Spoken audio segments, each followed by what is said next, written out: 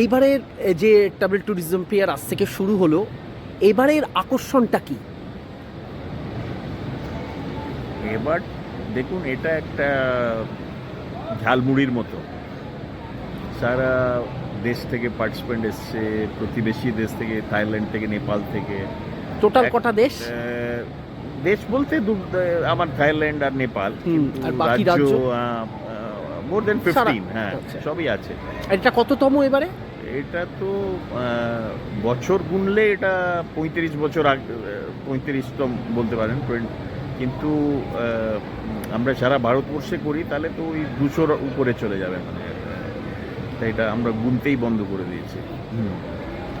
এখন যেটা বললাম, ঝালমুড়ি অনেক সময় একটু লঙ্কা বেশি থাকে, অনেক সময় একটু বাদাম বেশি থাকে। এখানে একটু এবার যে জমেছে সেটা একটু মানে বড় স্টল দিয়েছে উড়িষ্যা, গোয়া, রাজস্থান, উত্তরাখণ্ড, আমাদের নেপাল থেকে চেতুয়ান থেকে এসছেন। এগুলো মানে কিছু কিছু নতুনত্ব আছে। যারা বেড়াতে ভালোবাসে তাদের কি সাজেশন দেবেন? বেরোন, ঘুরে আসুন।